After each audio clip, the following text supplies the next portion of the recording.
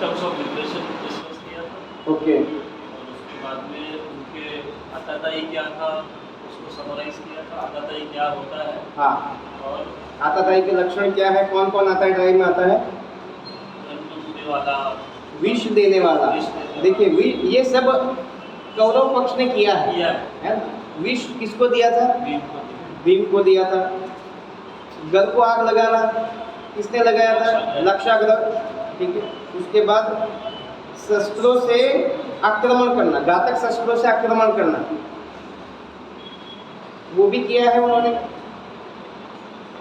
धन संपत्ति लूटने वाला, इंद्रप्रस्थ दे दिया था। जमीन बचाने वाला, दोनों सेम है। पर स्त्री का हरण करने वाला, द्रौपदी का किया था उन्होंने वनवास के दौरान, जयद्रथ।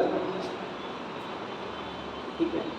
तो उस टाइम पे जयद्रथ को क्या है, वो 5 सिर में 5 शिखा बना के छोड़ दिया था, अपमानित करके, क्योंकि बहनों ही है तो उसको ऐसे ही मार नहीं सकते, इस वजह से छोड़ दिया था उसको। और द्रौपदी चीरहरण का प्रयास भी उन्होंने किया था। तो आताताई के कैलकुलेशन में ये सब आते हैं। उनके साथ व्यवहार क्या होना चाहिए? देख के तुरंत मार देना चाहिए। लेकिन हमें मार देना चाहिए नहीं, क्षत्रियों को मार देना चाहिए। हाँ, लेकिन क्षत्रिय नहीं है बचाव करने के लिए, तो हम भी ये कर सकते हैं। ठीक है, शास्त्र अनुमति देता है इसकी। उसके बाद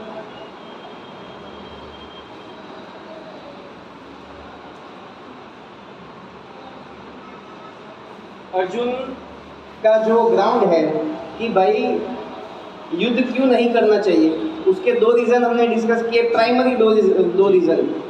फर्स्ट कौन सा है? Fear of losing relatives. एक तो परिजन को खोने का, हाँ, प्रियजन को खोने का डर, और दूसरा क्या है? पाप का भय। तो हमने स्वजन की मृत्यु का भय उसको समझने का प्रयास किया था। कैसे? देखिए 1.31 में अर्जुन ने बोला कि ये कैसा है? अश्रेयस्कर है, न श्रेयनुपश्यामि हत्वा स्वजनम आहुआ, कि इसमें मुझे कोई श्रेय नहीं दिखता है। श्रेय मतलब कल्याण, श्रेय मतलब लॉन्ग टर्म में जो कल्याण दिखना चाहिए। प्रेय मतलब अभी के अभी जो लाभ है वो। तो उसको लगता है दुर्योधन जो है वो प्रेय में इंटरेस्टेड है और मैं श्रेय में इंटरेस्टेड हूँ। लेकिन भगवान जो है आगे जाके एक्चुअल में श्रेय क्या है उसका डिफाइन करेंगे। उसके बाद 1.32 किम न, उससे क्या लाभ होने वाला है? मुझे कोई राज्य नहीं चाहिए, कोई सुख नहीं चाहिए, कोई धन नहीं चाहिए। अपने रिलेटिव्स को मार के, उनको मार के मुझे क्या लाभ होने वाला है? Second ground. उससे आगे वो चले गए 1.34 में, नतः अपि मधुसूदन। भगवान पूछ सकते हैं, कह सकते हैं अर्जुन को कि ठीक है भाई, तुझे राज्य नहीं चाहिए, लेकिन अगर वो लोग तुझे मारेंगे क्या करेगा? क्योंकि वो तो सामने खड़े हथियार लेके। अर्जुन ने कहा वो लोग मुझे मार भी दे तो भी चलेगा। नतः अभिसूदन 1.34, 1.35 ऐसे इनको मार के हमको कोई भी लाभ नहीं होने वाला है, कोई प्रसन्नता नहीं होने वाली है।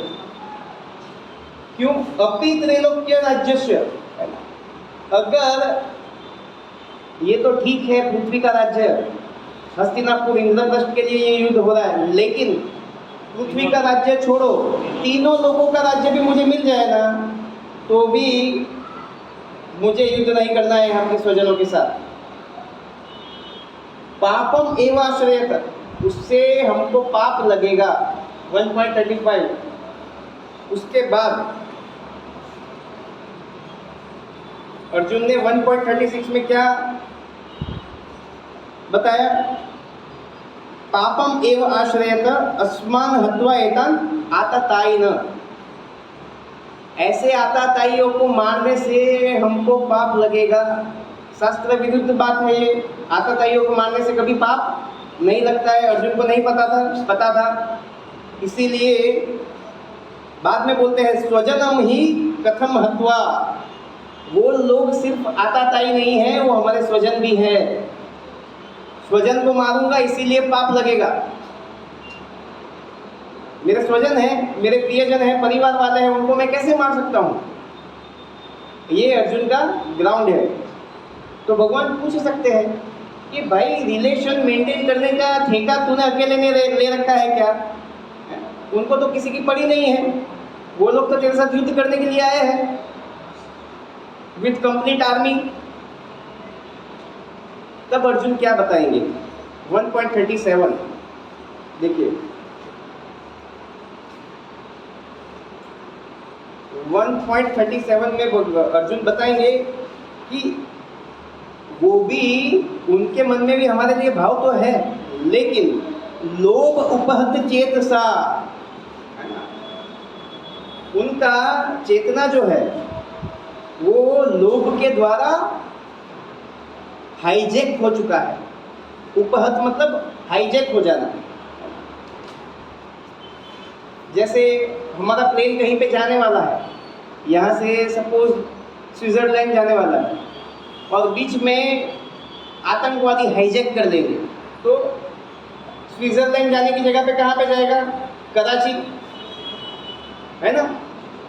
तो अर्जुन कहते हैं कि उनका जो चेतना है वो लोभ के द्वारा हाईजैक हो चुका है।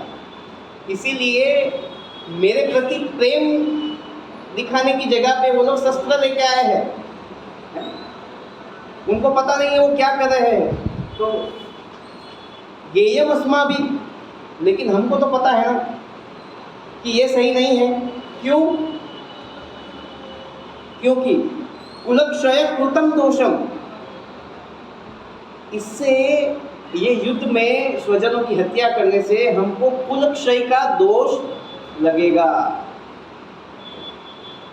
तो भगवान पूछ सकते हैं ये दोष कैसे लगेगा भाई? एक बार एक्सप्लेन तो करो अर्जुन, ये दोष कैसे लगेगा? तो 1.39 से लेके 1.43 उसमें आप देखेंगे तो ये सेक्शन जो है ये हकीकत में बहुत इम्पोर्टेंट सेक्शन है। और आज की डेट में हमारी सोसाइटी में जो इश्यूज है ना, जो ऊपर दिख रहे हैं, रीजंस बिहाइंड, धर्म का पतन, family disputes, career confusion, miseries मतलब दुख और भय, हिंदू के हृदय में भय है ना, ये जो भय है, इन सब का जो रीजन है वो इन श्लोकों में हमको मिलेगा। देखिए समझते हैं, पहले अर्जुन की बात को समझ लेते हैं। अर्जुन बोलते हैं कुलक्षये प्रणश्यन्ति कुला धर्म सनातन। किसको प्रोनाउंस करते हैं साथ? कुलक्षये प्रणश्यन्ति कुल धर्म सनातना, धर्मनष्टे कुलं कृत्स्नम् अधर्मो अभवति उत। कुलक्षये प्रणश्यन्ति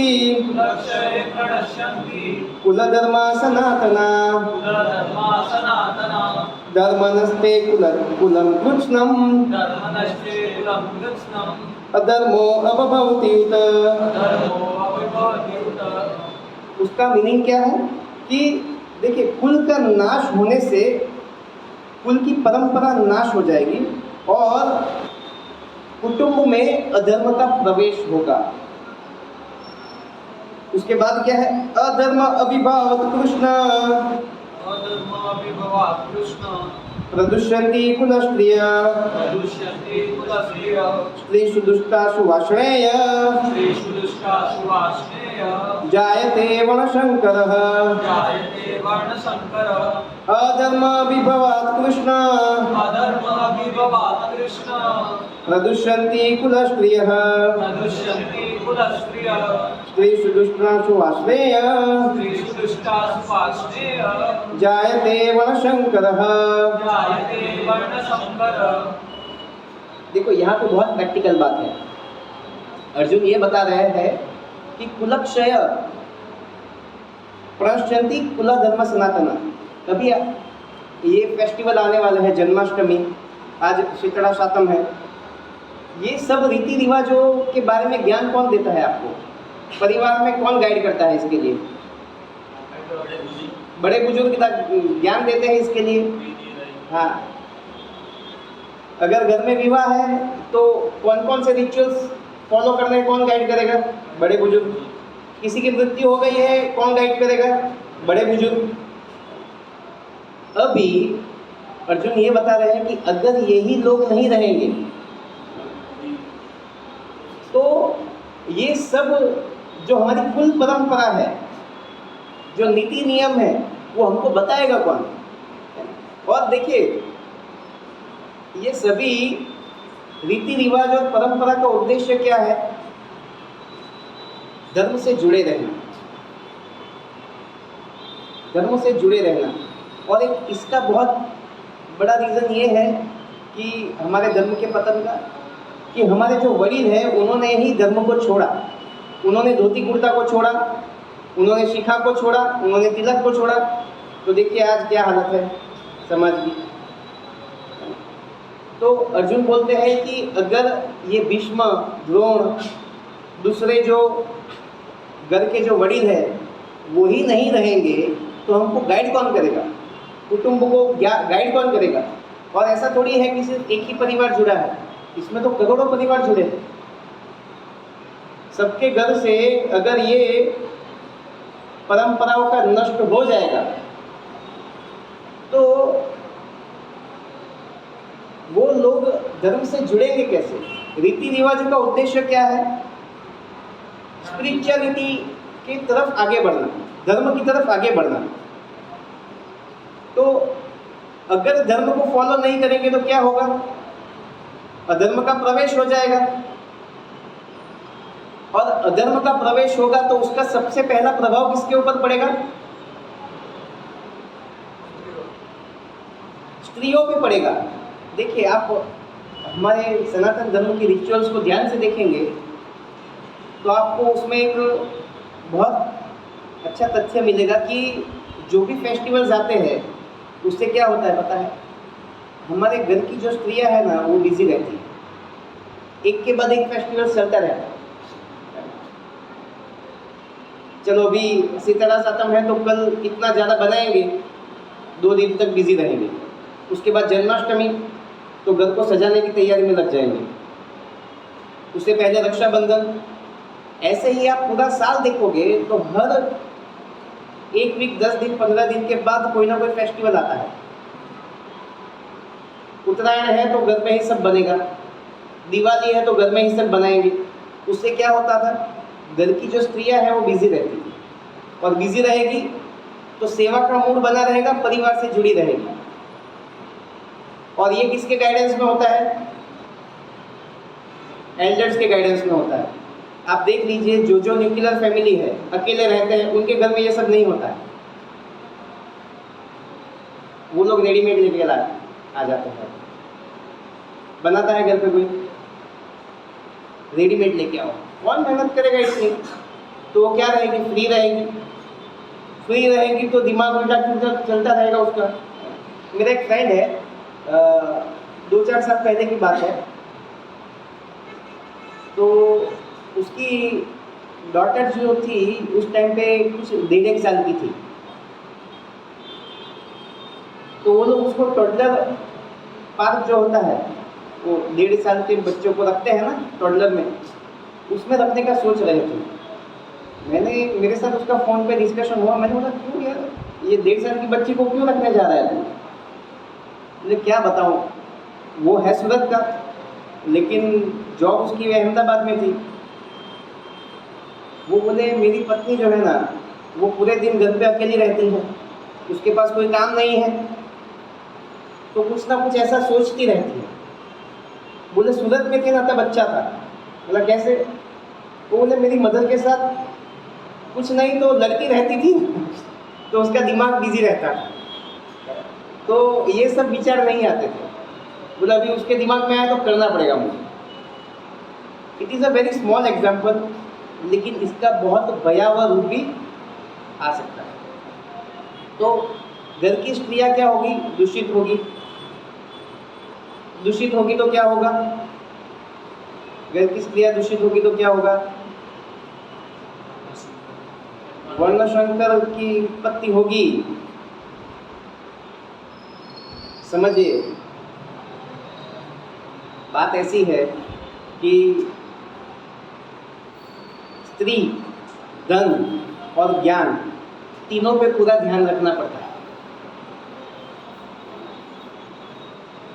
ये लोग, उनका मन कभी भी बदल सकता है। ये लोग चंचल होते हैं, इनका स्वभाव चंचल होता है। क्या चीज? तीन, स्त्री, धन और ज्ञान। देखिए, धन भी चंचल होता है, उसके ऊपर भी ध्यान रखना पड़ता है, उसको रोटेट करना पड़ता है।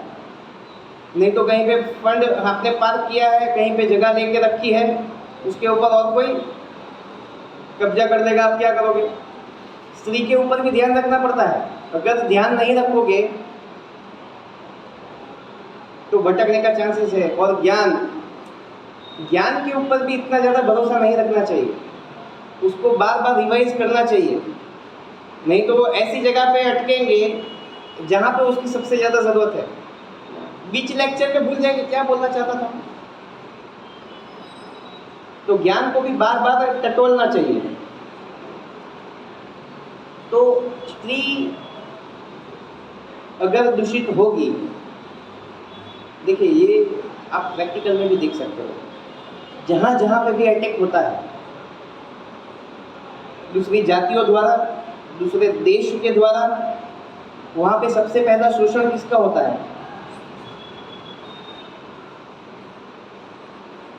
है ना? तो स्त्री का शोषण होगा तो उससे संतान उत्पत्ति होगी। तो उसको कैसा मानेंगे हम? वर्ण संकर। वर्ण संकर मतलब, वर्ण मतलब हमारा गुण और स्वभाव। वर्णाश्रम धर्म है ना हमारा, ब्राह्मण, क्षत्रिय, वैश्य, शूद्र। और शंकर मतलब मिक्सचर। कॉकटेल पिया होना आप लोग, एक जामुन का सोडा है, इसका सोडा है, सब मिला के पिएंगे, उसको कॉकटेल बोलते हैं। तो शंकर मतलब कॉकटेल, वर्ण होगा शंकर। अभी आप जो करियर का कंफ्यूजन देखते हैं ना, उसका रीजन ये है। पता नहीं है किसको 30 साल का हो गया, 35 साल का, उसको पता नहीं है क्या करना है। अभी कुछ लगभग 15-20 दिन पहले ही एक क्लाइंट आए थे, उसके साथ उसका कोई रिलेटिव आया था, गांव से, यूपी के थे। तो जस्ट ऐसे ही बैठा हुआ था, लड़का थोड़ा जिज्ञासु लगा, तो उसको पूछा मैंने कि क्या करते हो अभी? बोले मैं प्रिपरेशन करता हूँ। किसकी प्रिपरेशन करते हो? बोला IPS की। क्या बात करते हो, क्या एज हो गई? बोले अभी लास्ट टाइम चल रहा है, वो कुछ 31 का था, उसमें डेडलाइन होती है। 31 तक अभी तक प्रिपरेशन में हो, कुछ करते हो? बोले नहीं करता हूँ कुछ, अगर ये नहीं होगा तो उसके बाद सोचूंगा। मतलब क्या बात करते हो? यहाँ पे गुजरात में तो 31 साल में व्यक्ति करोड़पति बन जाता है अगर सही फील्ड में लग गया तो करियर का कंफ्यूजन वहाँ से ही होता है। कैसे? देखिए, हमारे वैदिक काल में ऐसा था कि अगर कोई परिवार कुंभार का काम करता है तो उसका लड़का जो है वो पहले से कुंभारी सीखेगा। तो अगर कुंभारी सीखेगा तो उसको 20 साल के बाद ये सोचना नहीं है कि मुझे अभी क्या करना है, वो कुंभारी कर लेगा आराम से, उसका कोई प्रेशर भी नहीं बनेगा। अगर कोई मोची है तो चमड़े का व्यापार आराम से कर देगा, उसको बचपन से पता है कि कौन सा चमड़ा कहाँ पे यूज होता है, कैसे आता है। किसान है, किसान का बेटा आराम से खेती कर लेगा। वैश्य है, उसका बेटा आराम से दुकान चला लेगा। गौपालक है तो आराम से गौपालन कर लेगा, कोई टेंशन ही नहीं था करियर का। ब्राह्मण है, उसका बेटा पहले से ही वेद पाठ करता है, बचपन से उसको संस्कार है। इसीलिए आप देखेंगे कि जो श्लोक का उच्चारण ब्राह्मण कर सकते हैं वो आम आदमी नहीं कर पाता।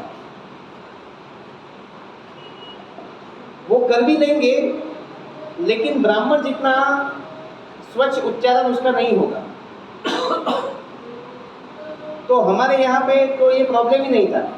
और जिसको कहीं पे भी समझ में नहीं आता है, जो नौकरी करता है, उसके लिए वो अपने पिता को देखा हुआ है नौकरी कैसे करना है, ईमानदारी के साथ, वो ईमानदारी के साथ नौकरी करेगा, कोई प्रॉब्लम ही नहीं था और कोई ऊपर नीचे नहीं था।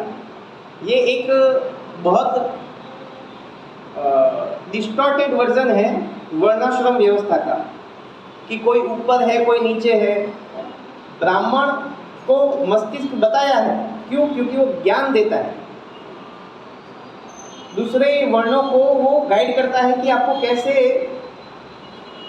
जीवन को चलाना है जिससे आप भगवत प्राप्ति कर सको। क्षत्रिय को भुजा का स्वरूप बताया गया है, क्यों? क्योंकि वो समाज का अधर्म से रक्षा करेगा।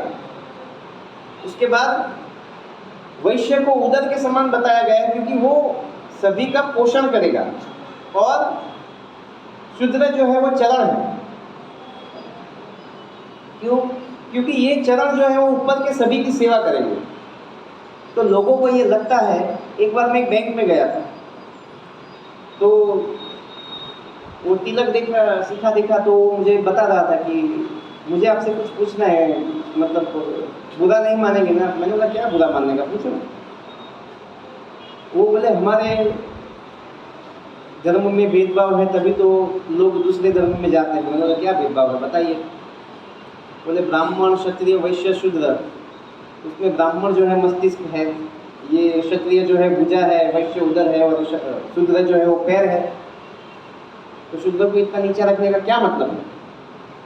मतलब किसने बोला नीचा रखना? मतलब ये किसका भाग है, ये किसके शरीर का निरूपण है? नारायण का। नारायण का स्वरूप आपने कैसे देखा है? नारायण कैसे होते हैं? शेष शैया पे लेटे हैं। तो मुझे बताइए, यहाँ पे सिर है, यहाँ पे भुजा है, यहाँ पे उदर है और यहाँ पे पैर है, कौन ऊपर है कौन नीचे है? सब एक लाइन में है, कोई भेदभाव नहीं है। बस बात ये है, सबका स्वभाव अलग है, सबके गुण अलग है। चातुर्वर्ण्यम मया सृष्टम गुण कर्म विभागशः 4.13 भगवान ने खुद बनाया है, क्यों? उसका स्वभाव ऐसा है। अगर उसको उसके स्वभाव के अनुसार कर्म नहीं मिलेगा तो वो फ्रस्ट्रेशन में आएगा, डिप्रेशन में आएगा। अगर शूद्र स्वभाव है और उसको बिजनेस दे दिया गया, लोग उसको उल्लू बनाएंगे। ब्राह्मण है और बिजनेस करेगा, उसको लोग चुना लगा के चले जाएंगे। और क्षत्रिय है, जॉब करेगा, मालिक को मार के आएगा, वो सहन थोड़ी कर पाएगा, वो है ना, सहन नहीं कर पाएगा। अगर बॉस ने बोल दिया है तू क्यों लेट आता है, तेरा टारगेट कंप्लीट क्यों नहीं हुआ, वो बोलेगा सर मैंने अपना प्रयास किया लेकिन उससे कोई लेगा। और कॉर्पोरेट में तो गाली भी चलती है, इसको गाली बोल दिया तो ये तो बन जाएगा गदर का सनी देओल, वहां पे जो होगा उखाड़ के मारेगा उसको। बाद में क्या हाल होगा बोलो? नहीं कर पाएंगे ये लोग।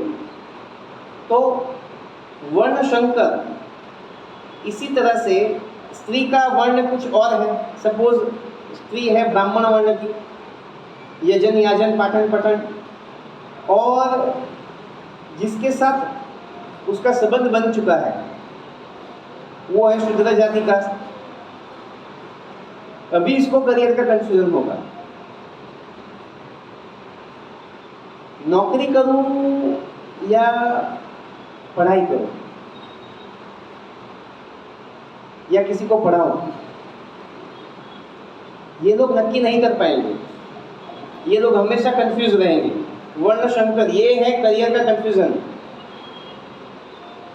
संकर मतलब मिक्सचर। और इनका सबसे बड़ा क्वालिटी क्या है? देखिए आगे आप देखेंगे, इनका सबसे बड़ा क्वालिटी ये है वर्ण संकर का कि ये लोग परिवार के रीति रिवाजों को चैलेंज करते हैं। आप देखते होंगे कई जगह पे परिवार में, ये क्यों करना है, ये करने का कोई मतलब ही नहीं है, कोई लॉजिक ही नहीं है, तो आपको बोलना कुछ नहीं है, समझ जाना है। कि ऊपर से कुछ गलत गलत आया हुआ। ठीक है, तो संकरो नरकायव कुलज्ञानाम कुलस्य च पतंति पितरो हि येषाम लुप्त पिंडोदक क्रिया। ये लोग श्राद्ध इत्यादि क्रम जो कार्य है उसका विरोध करते हैं। श्राद्ध क्या करना है, चले गए वो चले गए। देखा है उनको कभी कौवे को खाली खिलाते हो तुम लोग, कोई मतलब नहीं है, अश्रद्धालु हो। तो लुप्त पिंड, पिंड मतलब खुराक और उदक मतलब जल, ये सब तर्पण क्रियाएं करना ये लोग बंद कर देते हैं। उससे क्या होगा, पतंती पितरो ही येषाम, क्या होगा, पितरों का पतन होगा। जो पितृ है उनका पतन होगा, पितृ दोष लगेगा इनको।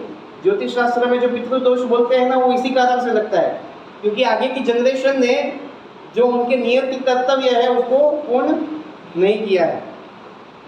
उसके बाद दोष रेते है कुलज्ञ नाम वर्ण शंकर कारके उत्साद्यन्ते जाति धर्म कुल धर्माश्च शाश्वता। ये लोग क्या है, कुल धर्म का नाश करते हैं। उनको बोलेंगे मंदिर आइए, क्या मंदिर आके क्या होगा, कुल देवी की पूजा नहीं करना है, हर एक रीति रिवाजों का वो लोग ऑब्जेक्शन लेंगे। और इससे परिवार के कल्याण के लिए जो कुल धर्म है, जाति धर्म है, उसका नाश होगा। और अर्जुन बताएंगे 1.43 में कि मैंने ऐसा सुना है, अनुशुश्रुम, गुरु शिष्य परंपरा में मैंने ऐसा सुना है। क्या सुना है, ऐसे लोगों का नरक में वास होता है जो इसके लिए कारणभूत है। मतलब मुझे नरक लोक की प्राप्ति होगी, मुझे पाप लगेगा।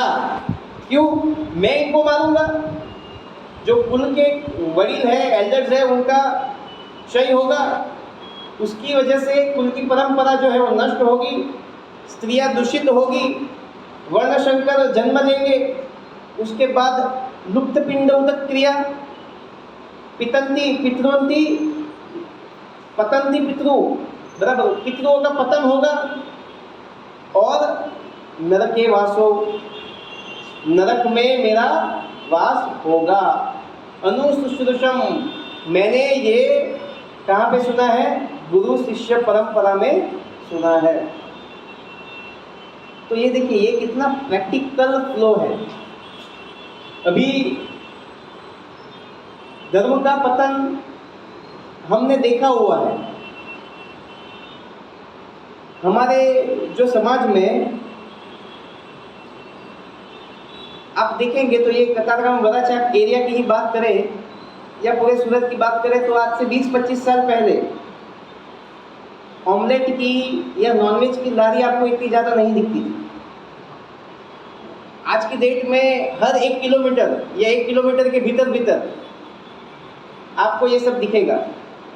लोग अगर धर्म का पालन करते हुए भी दिखते हैं तो उसमें भी उनके लिए सेलिब्रेशन और एंटरटेनमेंट का ही प्रयोजन देखते हैं वो। जैसे अभी गणपति उत्सव आएगा, वो क्यों आएगा, वो लोग क्या करेंगे इसमें, देखो सभी लोग अपना स्वार्थ देखेंगे उसमें। बच्चे जो है उनको उसमें खेलने को मिलेगा, वो लोग एंजॉयमेंट करेंगे। जो बड़े हैं, टीनेजर है या उनसे थोड़े बड़े हैं 22-25 साल तक वाले, बोथ बॉयज़ एंड गर्ल्स, वो लोग क्या करेंगे वहाँ पे, लाइन मारेंगे भाई। वो लोग क्यों करेंगे ऐसा, लाइन मारेंगे, सीधी बात है कि नहीं। उसके बाद जो उम्र वाले हैं वो क्या करेंगे वहाँ पे, उनके लिए बैठने का हो जाएगा, वो लोग गप्पे मारेंगे, बातें करेंगे, जुआ वुआ खेलेंगे, करते हैं ना ऐसा। और शो ऑफ इतना करना है कि इतनी बड़ी बड़ी प्रतिमाएं लाएंगे, उसके बाद उसका अपमान करेंगे। तो विधि विधान से उनको कुछ भी नहीं करना है। आप कोई भी सेलिब्रेशन देख लीजिए, उसमें यही दिखेगा आपको, धर्म का पतन। अभी श्रावण मास चल रहा है, लोग श्रावण करते हैं, दाढ़ी बढ़ाएंगे, एक टाइम अनाज लेंगे या कुछ लेंगे भी नहीं, लेकिन उसके बाद आप श्रावण खत्म होगा ना, उसके बाद आप देखिए रामदेव में चले जाइए, क्योंकि हमारा घर तो नज़दीक पड़ता है। वहाँ पे श्रावण खत्म होने के बाद लंबी लंबी लाइन लगती है अहमदाबादी तवा फ्राई, और वहाँ पे परिवार कौन से होते हैं? सब हिंदू। ऑमलेट की लारी में देखिए फुल, वो लोग एक्चुअली वेट करते हैं कि कब श्रावण खत्म हो और कब हम वहाँ पे जाए, है कि नहीं? तो ये है अधर्म का प्रवेश।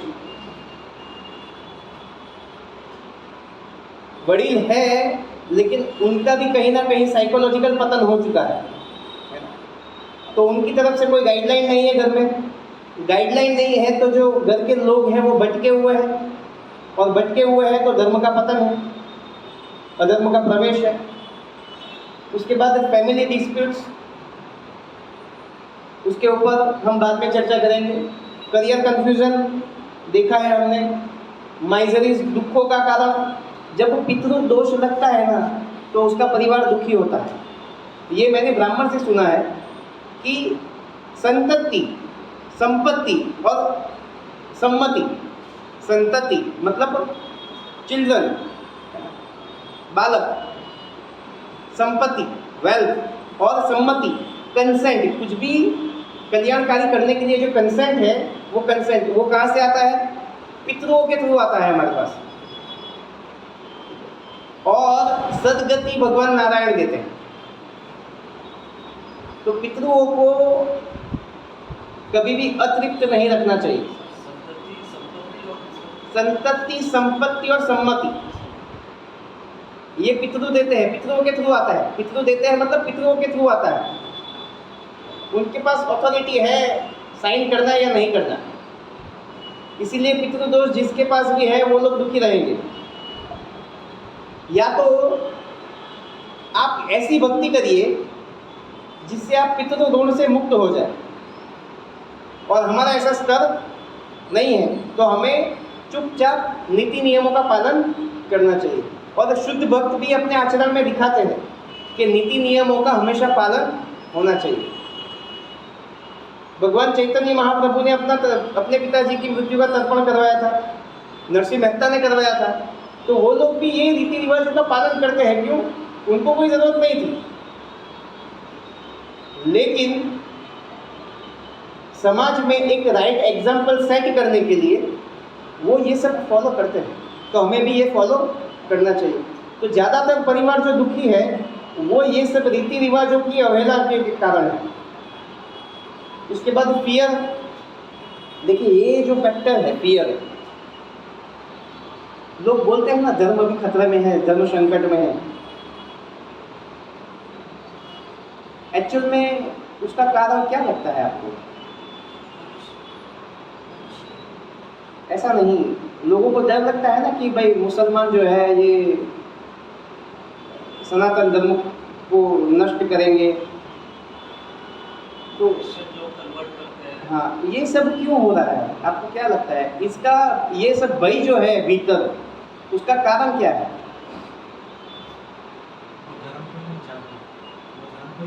जानते नहीं है, यूनिटी नहीं है। वो भय का कारण है धर्म से अलिप्त हो जाना। पेड़ कितना भी पावरफुल हो, लेकिन जड़ से अगर जुदा है तो छोटा मोटा वावाझोड़ा आएगा ना, छोटी मोटी हवा भी चलेगी तो हिल जाएगा। जड़ से जुड़ा होना बहुत जरूरी है। देखो उसका एक प्रैक्टिकल एग्जांपल देते हैं। अभी मानिए कि आपके पिता के साथ नहीं बनती है, आप अपने पिता को कुछ भी बोल देते हो, बोलने में एकदम मुफ्फट हो आप, और आप किसी मित्र के यहाँ पे गए, उसका अपने पिता के प्रति रिस्पॉन्स ऐसा है कि फुल रिस्पेक्ट। आप जैसे ही घर में गए तो उसके पिता का वो चरण छू रहा था, नीचे बैठ कर उनकी बातें सुन रहा था, उनको एज अ फादर जैसा रिस्पेक्ट देना चाहिए वो दे रहा था। उससे पहला इंप्रेशन क्या बनेगा? आप घर के दरवाजे पे ही उसको सरेंडर हो जाएंगे, क्योंकि वहाँ पे आपकी कॉन्शियसनेस जो है ना वो आपको बाइट करेगी, अंदर से आपको गिन आएगी खुद के ऊपर। उसके बाद अगर आप उसके घर में बैठोगे और कोई चर्चा चलेगी ना, वो चर्चा में चाहे वो गलत भी हो लेकिन आप उसकी बात में एग्री हो जाएगी। क्यों? क्योंकि भीतर से आप पहले से ही उसको सरेंडर हो चुके हो। कुछ वैसा ही हिंदुओं के साथ है। उनको पता है कि वो जो सामने वाले दूसरे जो विधर्मी हैं वो अपने धर्म का पालन अच्छे से करते हैं और मैं नहीं करता हूँ, तो चाहे अनचाहे जितना भी जस्टिफाई करे वो अंदर से खोखला है, उसकी कॉन्शियसनेस कंटिन्यूस उसको बाइट करती है। इसीलिए जब वो लोग कुछ गलत भी करेंगे तो ये एक्सेप्ट कर लेता है। अंदर से हारा है ना वो, प्रॉब्लम बाहर का भय है ही नहीं। किसी को कोई तलवार का भय नहीं है, किसी को भीड़ का भय नहीं है। जो भय है वो भीतर में है। क्यों? क्योंकि मैं अपने धर्म को जस्टिफाई नहीं करता हूँ, धर्म के साथ नहीं जुड़ा हूँ।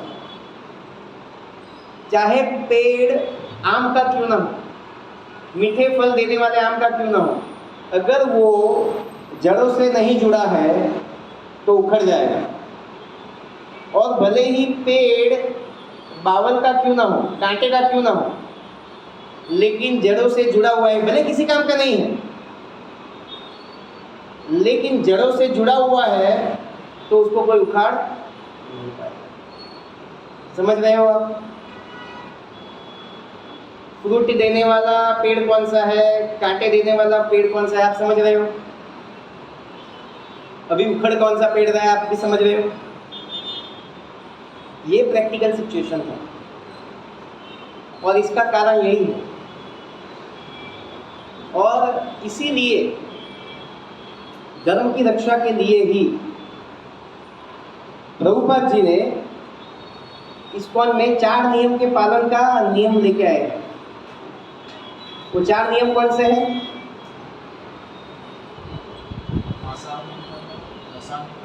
और स्त्री का सामना करना और जुआ।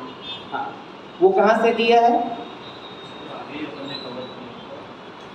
श्रीमद् भागवतम 1.17.38 पहला स्कंद 17वां चैप्टर 38 नंबर का श्लोक। द्यूतम पानम स्त्रिय सुन। ये जो अधर्म है, परिवार में अधर्म का प्रवेश है, वो सिर्फ एल्डर्स की प्रेजेंस ना होने की वजह से आएगा ऐसा नहीं है। ये 4 भी माध्यम है जिससे अधर्म प्रवेश करेगा परिवार में। क्या है? द्यूतम पानम स्त्रिय सुन। द्यूतम मतलब जुआ, जुआ। उससे धर्म कैसे नष्ट होगा? देखो, धर्म के 4 पैर हैं। कौन से हैं? सत्य, तप, पवित्रता और दया। तो जुगारी जो है, जुआरी जो है, वो कौन सा पैर काटेगा धर्म का? सत्य। कभी जुआरी को देखा है सत्य बोलते हो? कभी सच बोलता है वो? नहीं बोलेगा वो। सट्टा बाजार में 5 साल पहले करोड़ों का कर दिया होगा लेकिन अभी भी छोड़ा नहीं होगा। और उसको मिलेंगे ना, हम पूछेंगे, मित्र ही होगा, अभी भी करता है क्या सट्टा? अरे यार, कब का छोड़ दिया वो। लेकिन उसका मोबाइल देखेंगे तो पता चलेगा कि वो 2-3 ऐप तो मिलेगा जिसमें वो करता हो। सत्य कभी नहीं बोलेगा वो। तो जुआरी जो है वो सत्य नाम का धर्म का पैर काटेगा। और अगर कोई जुआ खेलेगा, देखो इसको भी इसमें लिंक करेंगे ना, अधर्म का प्रवेश स्त्री को दूषित ही करता है ना, घर की स्त्रियों को दूषित करता है। तो जुआरी जब जुआ खेलता है तो उसमें घर की स्त्री कैसे दूषित होती है? उनका पैसा आना चाहिए था, वो वहाँ चला जाएगा, तो उसको पैसे मिले, उसमें नहीं मिले। एग्जैक्टली। देखो, जुआरी में 2 चीज होगी। खेलेगा तो क्या होगा? पहला, या तो जीतेगा या हारेगा। जीतेगा तो क्या करेगा? उड़ाएगा, अय्याशी करेगा और पैसे लगाएगा जुए में, तो कभी ना कभी तो हारेगा, है ना? तो दूसरा ऑप्शन है हारेगा। हारेगा तो क्या होगा? घर में पैसों की किल्लत होगी, कर्ज बढ़ जाएगा। कर्ज बढ़ जाएगा तो उसके परिवार में जो पत्नी है, जो बहन है, उनको क्या करना पड़ेगा? बाहर काम करने के लिए जाना पड़ेगा। और अगले को पता है कि इसको पैसे की किल्लत है, पैसे के लिए मजबूर है, तो कोई भी फायदा उठाएगा उसका। दूषित होगी कि नहीं होगी स्त्री? होगी।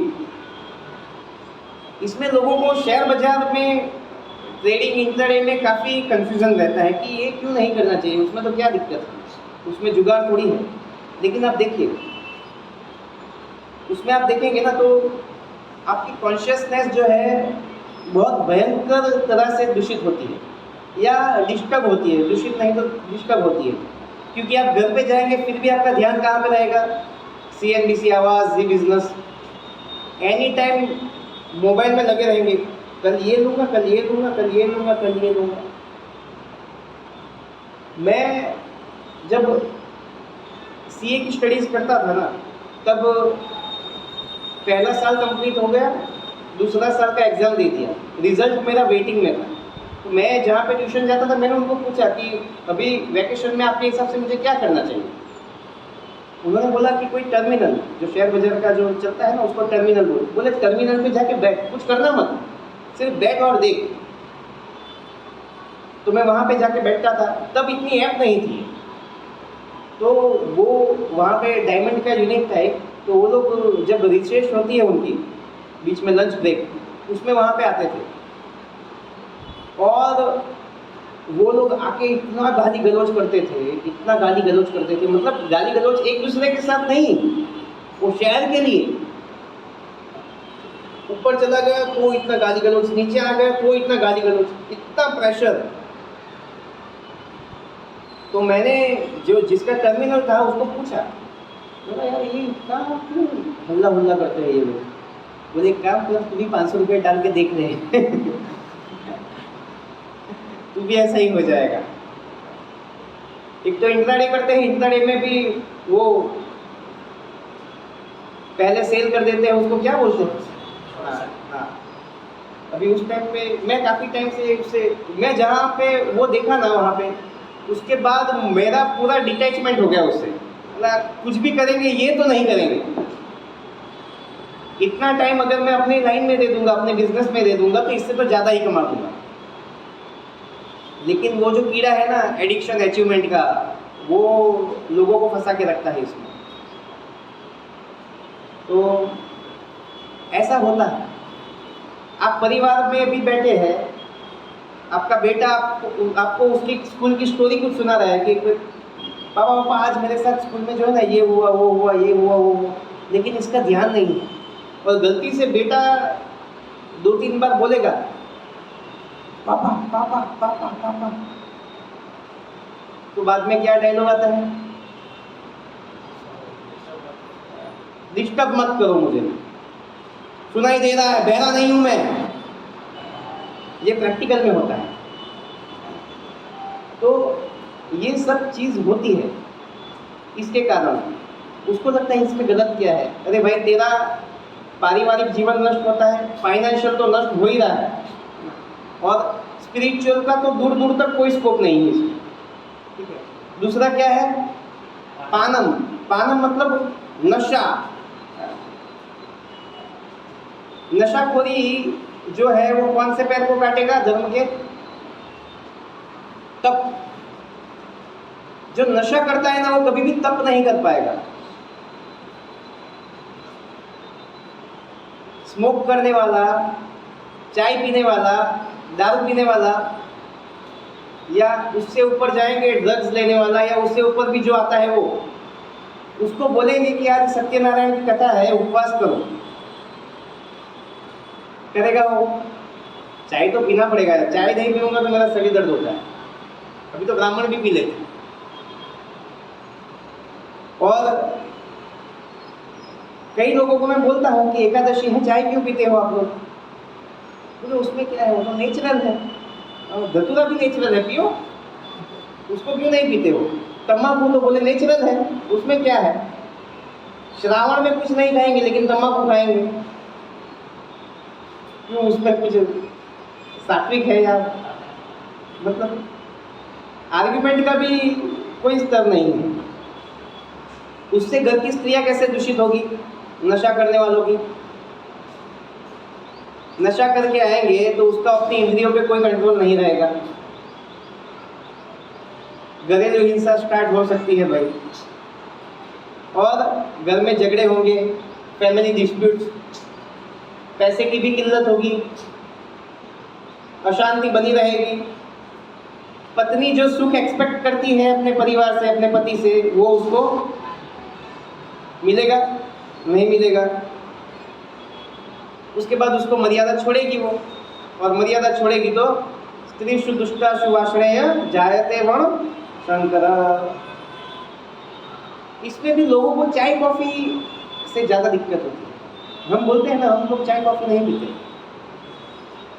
चाय कॉफी में क्या दिक्कत है? चाय कॉफी तो पीना चाहिए। तो मैं जब चाय कॉफी पीता था तो एक बार मेरे साथ ऐसा हुआ कि रोज सुबह का मेरा क्रम था पीने का, तो एक बार मैं बिना पिए निकल आया घर से, तो ऑफिस में बैठा हुआ था, तो मेरा थोड़ा यहाँ पे जो है दर्द हुआ, थोड़ा माइनर। यार ये क्यों हो रहा है ऐसा? उसके बाद मुझे तुरंत क्लिक हो कि चाय नहीं पिया आज मैंने, तो इसकी वजह से सिर में थोड़ा दर्द हो रहा है। तो तुरंत मैं थोड़ा विचार किया कि चाय मैं क्यों पीता हूँ। अभी आप कोई भी चीज़ लेंगे, खाएंगे, पिएंगे, तो उसके दो कारण होंगे। पहला कारण, या तो वो बहुत टेस्टी होगा, रसगुल्ले जैसा। अभी डायबिटीज़ वाले को रसगुल्ले के लिए मना करेंगे और वो मुंह में रख देगा तो कोई नवाई नहीं है, क्योंकि रसगुल्ला लगता है वही ऐसा, गुलाब जामुन लगता है ऐसा मीठा है, टेस्टी है। रख लिया, वो बोलेगा यार इतना अच्छा लगता है ना, रह नहीं पाया। चाय ऐसा कुछ है, रसगुल्ले जैसा है चाय, इतना टेस्टी है चाय। या दूसरा एक कारण, हम कोई भी चीज़ क्यों खाएंगे पिएंगे? शरीर के लिए हेल्दी है, अच्छा है। करेले का जूस, नीम का जूस पीने में अच्छा नहीं है, लेकिन गुड़ी पड़वा के दिन सब पी लेते हैं नीम का जूस। क्यों? हेल्थ के लिए अच्छा है, शरीर के लिए अच्छा है। चाय में ऐसा भी कोई क्वालिटी है क्या? तो क्यों पीने का? नहीं इतना टेस्टी है, ना शरीर के लिए अच्छा है, तो क्यों पिएंगे हम? है कि नहीं? तो पानम जो नशा है वो तप नाम के पैर को काटेगा, और उसमें भी घर की स्त्रियां दूषित होने के चांसेस रहेंगे। उसके बाद स्त्रीय पर स्त्री संग, अवैध संबंध, लग्न जीवन के इतर किसी और से संबंध रखना, या स्टूडेंट लाइफ में गर्लफ्रेंड बॉयफ्रेंड वाला कल्चर, वो कौन से पैर को काटेगा? धर्म के पवित्रता। देखो जो लष्टी व्यक्ति है ना, जो जिसका मन हमेशा, सीधी बात है, जो पॉर्न दिखेगा, सॉफ्ट पॉर्न दिखेगा, या जिसके इतने चक्कर चलते हैं, वो कभी भी पवित्र नहीं रह पाएगा। पॉर्न देखने वाले का साइकोलॉजी कैसा हो जाता है पता नहीं। और अभी पॉर्न में भी ये लोग क्या करते हैं कि आपके रिलेशंस को टारगेट करते हैं। भाभी और देवर, देखिए हमारे यहाँ पे स्तर क्या था, भाभी मतलब माँ, और अभी ये लोग क्या करते हैं, इनका रिलेशन दिखाते हैं, माँ और बेटी का भी दिखा देते हैं, बाप और बेटी का दिखाएंगे, भाई बहन का दिखा देंगे। आता है ना पॉइंट में ऐसा। देखो सबने डिस्कशन तो किया ही है, अगर नहीं भी देखा है तो, है ना।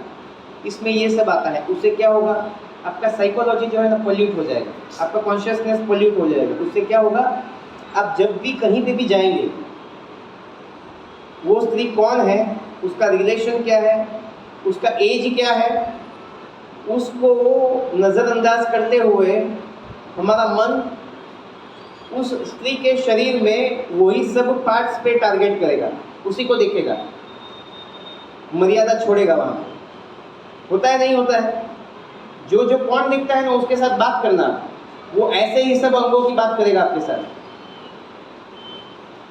रामायण का का एक इंस्टेंस है, जब हनुमान जी वहाँ से निकल आते हैं, उनका सुंदर को बोलते हैं, ये लक्ष्मण को दिखाते हैं, तो बोलते मुझे नहीं पता, मैंने आज तक मेरी भाभी का चरण के ऊपर का भाग देखा ही नहीं। हाँ, चरण से ऊपर हमने दर्शन ही नहीं किया।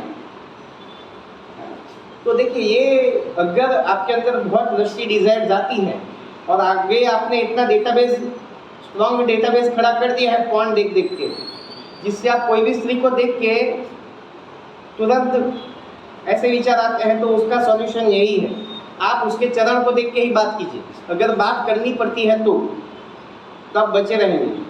जैसे ही पूरा दर्शन करेंगे तो खराब विचार आना स्टार्ट हो जाएगा। तो पर स्त्री संग, अभी पर स्त्री संग में घर की स्त्री दूषित होगी, उसमें क्या नवाई है? वो वहाँ पे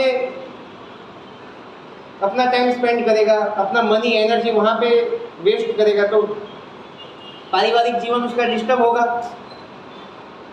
पत्नी जो है वो जो सुख एक्सपेक्ट करती है वो नहीं मिलेगा उसको, तो बाद में वो भी डिस्ट्रैक्ट हो सकती है ना। या ये तो कहीं ना कहीं पे वर्ण संकर पैदा कर ही रहा है। अगर उसके घर की स्त्री दूषित नहीं भी होगी तो ये तो कहीं ना कहीं पे वर्ण संकर को जन्म दे के ही आएगा, होगा कि नहीं होगा। और ये पवित्रता को नष्ट करने में आप देखिए, बॉलीवुड, नेटफ्लिक्स, सोशल मीडिया का बहुत बड़ा रोल है। मैं एक आर्टिकल बहुत टाइम पहले पढ़ा था, उसमें बहुत अच्छा लिखा था कि ये जो बॉलीवुड की एक्ट्रेस है, उससे तो प्रोस्टिट्यूट्स अच्छी है। प्रोस्टिट्यूट्स मतलब समझते हो ना, वेश्या। बोले वो अच्छी है, क्यों? क्योंकि वेश्या जो है वो सोसाइटी में जो गंदगी है, जिसके मन में गंदगी है, वो वहाँ पे जाएगा, अपनी गंदगी निकाल के आ जाएगा। एटलीस्ट वो गंदगी को अपने ऊपर कैरी करती है, सहन करती है। लेकिन ये जो एक्ट्रेसेस है वो तो गंदगी को पैदा करना और बढ़ाने का काम करती है कि नहीं? और इसी कारण से ये जो कोलकाता वाली जो घटना है, उसमें तो कोई और पर्पस भी हो सकता है, लेकिन वो जो दुष्कर्म होता है उसका मेन रीज़न भी यही है कि सपोज वो कोई बोलता है कि अगर जब हम बात करते हैं कि भाई स्त्रियों को जो है मर्यादा मेंटेन करनी चाहिए, सही कपड़े पहनने चाहिए, तो लोग कहते हैं कि चलो ठीक है, बड़ी स्त्री, बड़ी जो है उसको आप छोड़ दो। दुष्कर्म तो छोटी बच्चियों के साथ भी होता है। वो क्यों होता है? वो आप ही के कारण होता है, क्योंकि आपने इस तरह का ड्रेसिंग किया हुआ है, इस तरह का पहनवेश किया हुआ है कि कोई भी व्यक्ति प्रोवोक होगा, या मूवीज देख के, पॉर्न देख के वो प्रोवोक होगा। अभी उसके बस में नहीं है कि उसके उम्र की किसी लड़की को टारगेट करे, तो ऐसी जगह पे वो अपनी हवस कंप्लीट करेगा जहाँ पे सामने से काउंटर अटैक नहीं आ पाएगा। तो ये समाज में दूषण है। और लास्ट वाला लेकिन सबसे इंपॉर्टेंट, सुनह, मतलब नॉनवेज ईटिंग। नॉनवेज ईटिंग क्या करता है? कौन से पैर काटेगा? धर्म का दया। जो व्यक्ति रोज घर में मुर्गी का मुंडी हिलाता है, जो रोज बकरा काट के खाता है, उसमें कैसे आप दया एक्सपेक्ट करेंगे? कैसे दया एक्सपेक्ट करेंगे? वो लोग सिर्फ उनके भीतर दया है या हम्बलनेस है वो दिखाने का प्रयास करेंगे, लेकिन है नहीं, रहेगा नहीं उनके भीतर। प्रयास कर सकते हैं वो शो ऑफ करने का, लेकिन उनके भीतर रहेगा नहीं। क्यों नहीं रहेगा? जैसा अन्न वैसा मन, ये सबसे भयानक है। ये जो है, ये तीनों का मूल है, आप ऐसा बोल सकते हो। क्यों? क्योंकि जो व्यक्ति नॉनवेज खाएगा, पशु को खाएगा, उसका बुद्धि भी कैसे होगा? पशु जैसा। वायोलेंट क्या, पशु जैसा हो जाएगा, पशु बुद्धि हो जाएगा उसका, जैसा हमने वैसा मन। अभी पशु को देखिए, एक कुत्ता एक कुतिया को देखेगा तो उसके मन में क्या विचार आएगा कि इसके साथ मैं संग कर लूं, रास्ते में भी चालू हो जाएगा वो, है ना। मूवीज में भी दिखाते हैं ये, आपने गौर नहीं दिया होगा।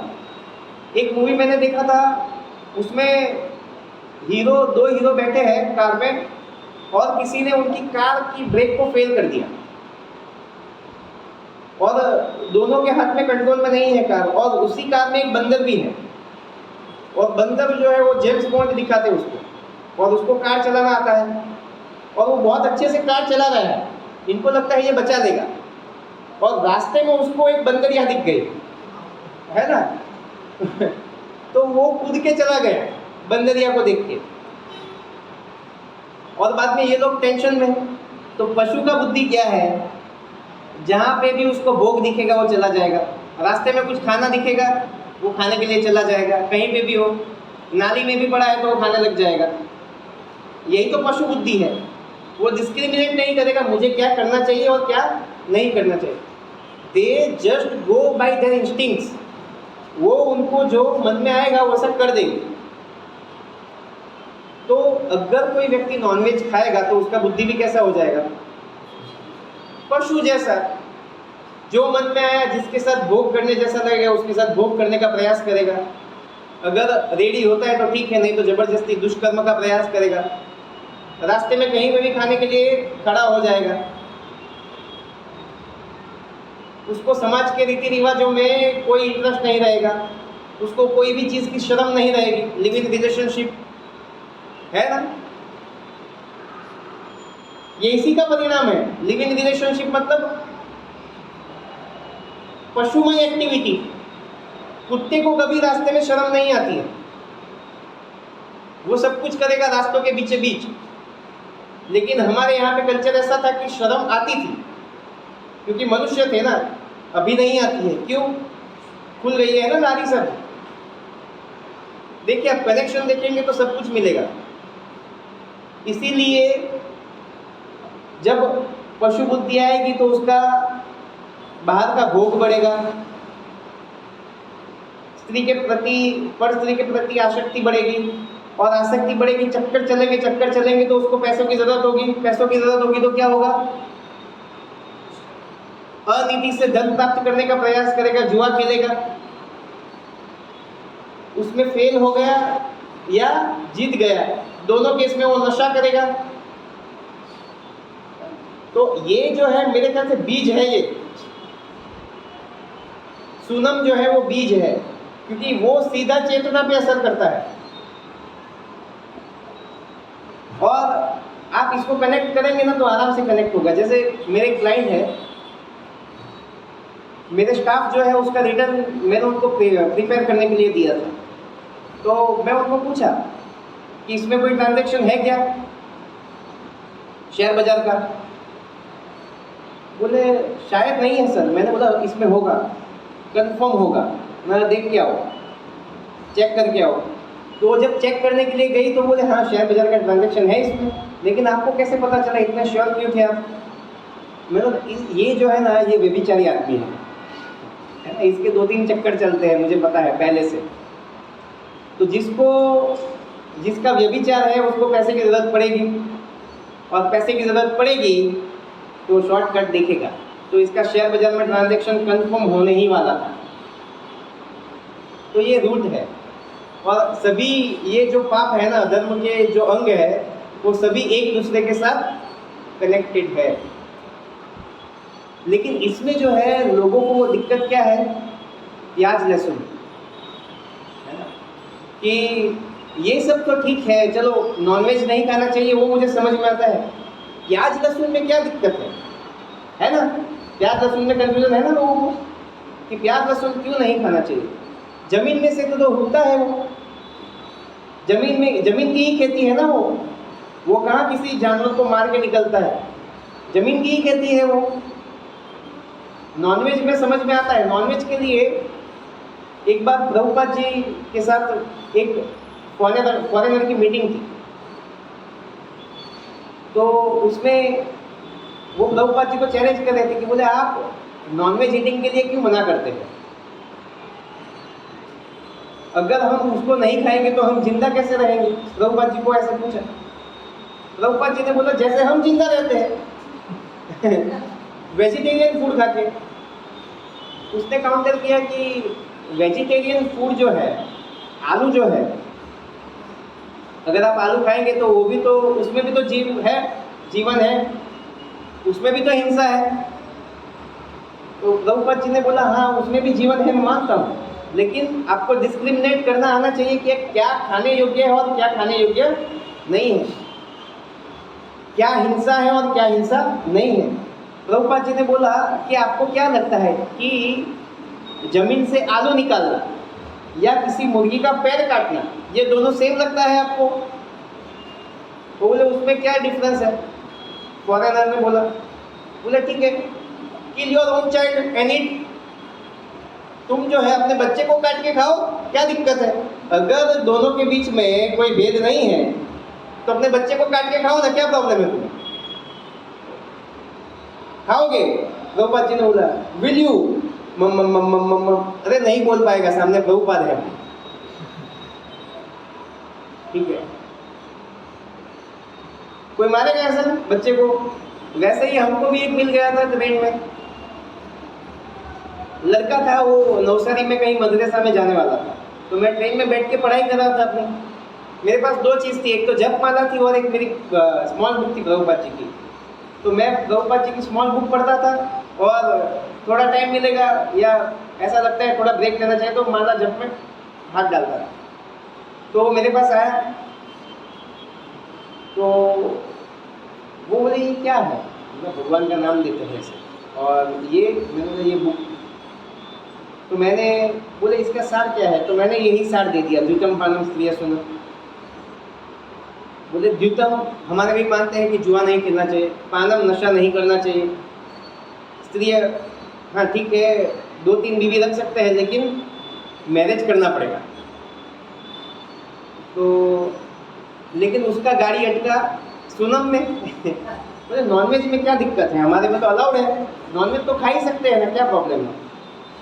मतलब क्यों खा सकते हैं? तो उसका आर्गुमेंट ये था कि जानवरों में बुद्धि नहीं होती इसीलिए खा सकते हैं। बोला अच्छा जानवरों में बुद्धि नहीं होती है इसीलिए खा सकते हैं, अगर तुम्हारा भाई मंद बुद्धि निकला तो क्या करोगे? उसको मार के खाओगे? बुद्धि की ही बात है, अगर बुद्धि ही पैरामीटर है तो कितने मंद बुद्धि है तुम्हारे समाज में, उन सबको मार के खा जाओगे आप? बोले नहीं उसको थोड़ी मार सकते हैं। मतलब क्यों नहीं मार सकते? बुद्धि ही अगर पैरामीटर है क्या दिक्कत है? बोले वो भी भोगता है, ये भी आवाज करता है, ये भी खाना खाएगा, ये भी खाना खाएगा, ये भी सांस लेता है, ये भी सांस लेता है, फर्क क्या है बाद में? मतलब एक काम करना, अभी जहाँ पे भी पढ़ाई करो ना उसको ये पूछना, मदरसे में जाओगे ना उसको पूछना कि हमको जानवर को क्यों मारना चाहिए और मंद बुद्धि व्यक्ति को क्यों नहीं मारना चाहिए। आप थोड़ा पूछ के आना, क्योंकि आप सही से समझोगे नहीं ना तो सही प्रचार कैसे करोगे? ठीक है मैं पूछ के आऊँगा। उसी तरह से एक लड़की मेरी स्टाफ थी, तो उसने एक बार मुझे पूछा कि सर नॉनवेज खाने में क्या दिक्कत है, नॉनवेज क्यों नहीं खाना चाहिए? अभी लड़की है तो उसको ऐसा क्रू भी जवाब नहीं दे सकते हम।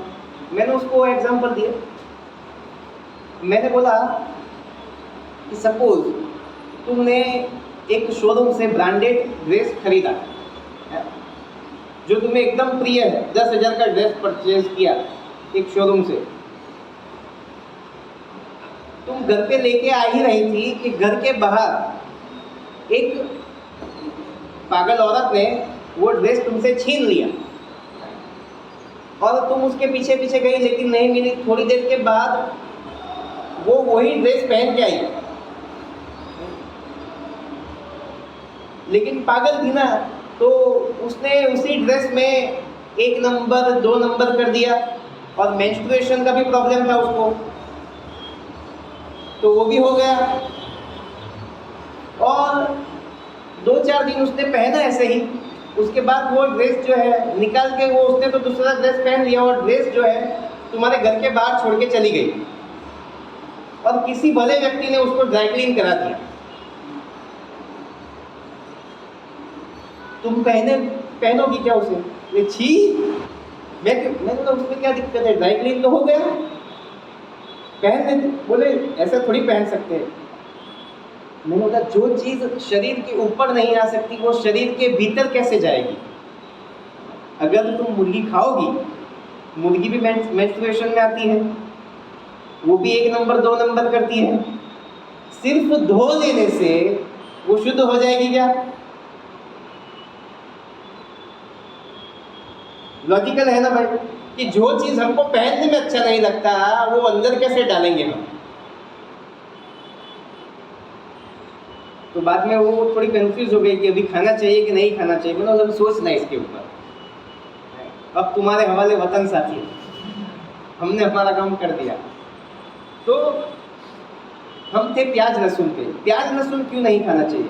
देखिए नॉनवेज में तो सबको क्लियर हो जाता है, सूनर और लेटर हमारे पास कुछ ना कुछ रहता है उनको समझाने के लिए, लेकिन प्याज लहसुन में जो है थोड़ा समझाना कठिन हो जाता है कई बार। लेकिन समझिए प्याज लहसुन जो है वो तमोगुण की कैटेगरी में आते हैं। कई बार प्याज लहसुन के बारे में हमको पूछते भी है, कहाँ पे लिखा है बताओ हमको कि प्याज लहसुन नहीं खाना चाहिए। भगवत गीता में कहाँ पे लिखा है प्याज लहसुन नहीं खाना चाहिए?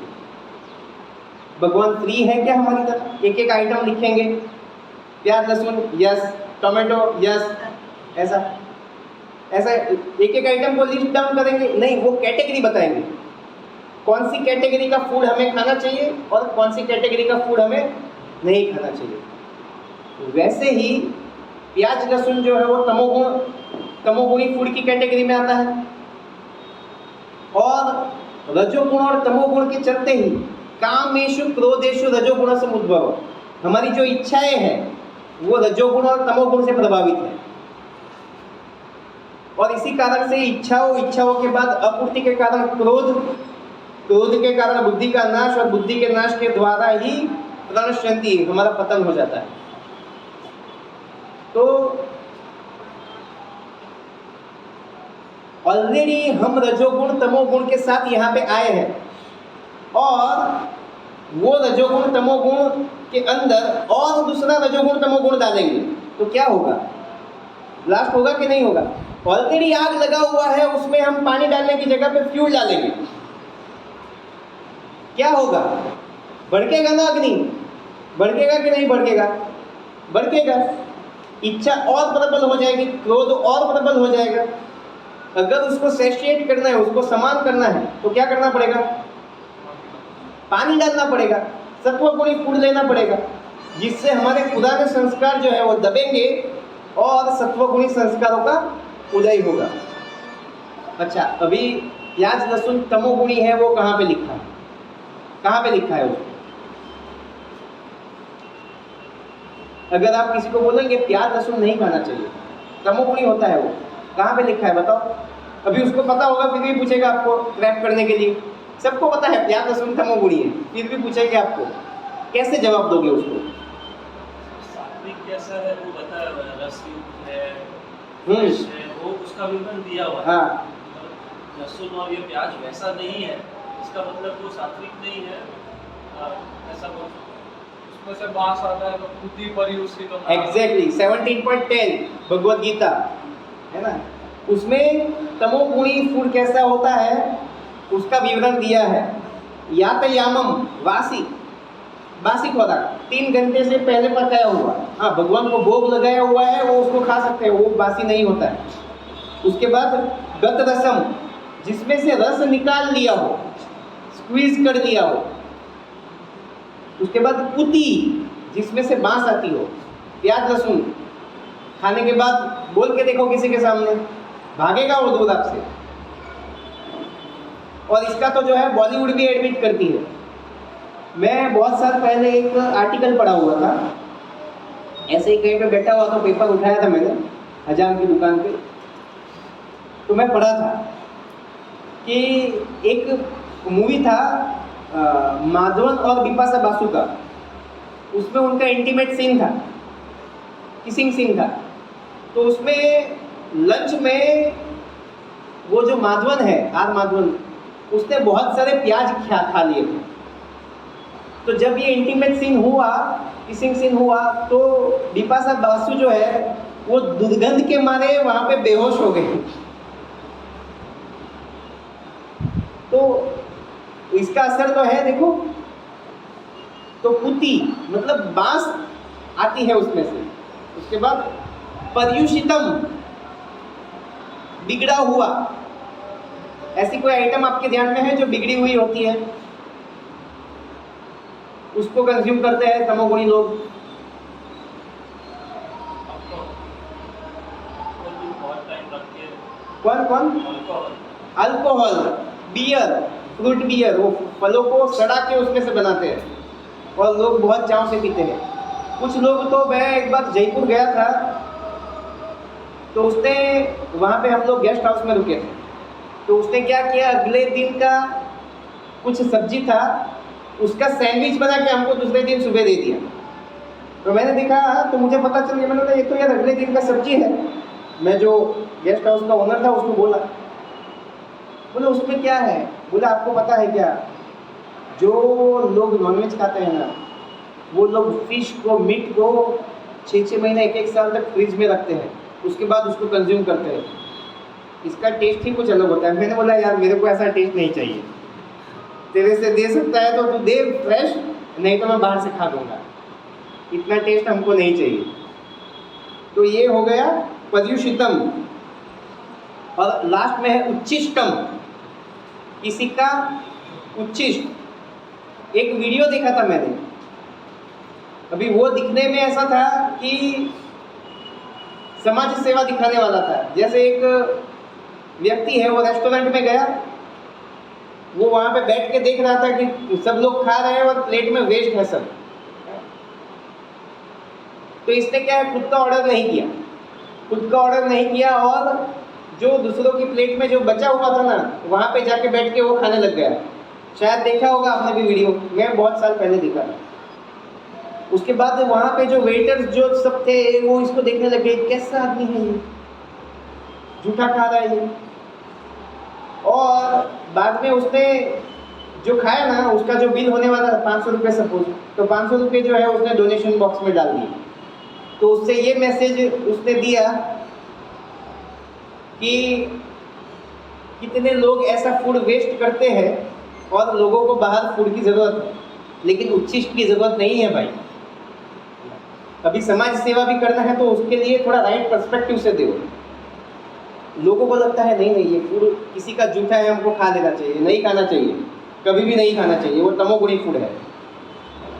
और देखिए हमारे परिवारों में ये चलन चलने लग गया है, पूरा परिवार एक थाली में बैठ के खाएगा। वो हमारा कल्चर नहीं है, वो जिसका है उसके पास रहने दो, है ना। वो हमारा कल्चर नहीं है। हमारे कल्चर में सब अपनी अलग अलग थाली लेंगे और जूठे हाथ अगर होंगे उससे वो चमचे को भी हाथ नहीं लगाएंगे, क्योंकि उससे भी वो जूठा होता है। एक्चुअली राइट वे क्या है कि जितना चाहिए वो एक बार में ले लीजिए, उसके बाद खत्म कर दीजिए। लेकिन अगर आपसे वो पॉसिबल नहीं है, एस्टिमेट नहीं आता है, क्योंकि हमारी भूख क्या है, वो उसमें हिपोक्रेसी होती है। अपने काम का होता है तो भूख बढ़ जाती है। करेले का सब्जी है, आज मुझे ज़्यादा भूख नहीं। तो बच्चों के साथ ऐसा देखा जाता है। रेस्टोरेंट में लेके जाओ ना, अगर सामने चाइनीज रखा है, पिज़्ज़ा रखा है, आपके सामने देखेंगे भी नहीं, धड़ाधड़ धड़ाधड़ धड़ाधड़। और घर पे अगर कोई ऐसी सब्जी है करेले की, परवल की, तो वो ऐसे खाएंगे, मतलब एक एक निवाजा लेने में उनको 1-1 घंटा लगेगा, स्लो मोशन में। तो हमारी भूख भी वैसी ही है, मतलब ही कभी ज़्यादा कभी कम। तो ऐसे केस में आप ले सकते हो, लेकिन अगर आप ही को लेना है या किसी और साथ में जो बैठा है उसको लेना है, तो आपको क्या करना चाहिए, उठ के हाथ धो के खुला करके वापिस लेना चाहिए। ऐसे ही झूठे हाथों से एक दूसरे को पिरसना नहीं चाहिए, किसी का पिरसा हुआ नहीं खाना चाहिए। वो तमोगुणी फूड है। मैं अभी एक कॉन्फ्रेंस में गया था बीच में, सीए के कॉन्फ्रेंस में, तो टीजीडी में, जहाँ पे लोग स्पेशल फूड खाने के लिए आते हैं दूसरे के कूपन पे। तो मैं वहाँ पे प्लेट लेके लाइन में खड़ा रहा, मेरे साथ दूसरी भी एक सीए थी लाइन में आगे, फ्रेंड है मेरी। तो मुझे लगा मैं एक बार देख के आता हूँ क्या है यहाँ पे खाने के लिए। तो मैं गया तो वहाँ पे सिर्फ काउंटर थे, कोई परोसने वाला नहीं था। और मैंने देखा एक अंकल थे सीए, वो ऐसे ही चावल वावल खाया हुआ था और ऐसे ही गए और चमचा लिया और निकाल के अपनी प्लेट में डाल रहे थे। मैंने बोला यार ये तो नहीं खा पाऊंगा मैं। तो मैं अपनी फ्रेंड को बोला, मैंने बोला तू ले लेना, मेरे से तो नहीं लिया जाएगा। बोले उसमें क्या दिक्कत है?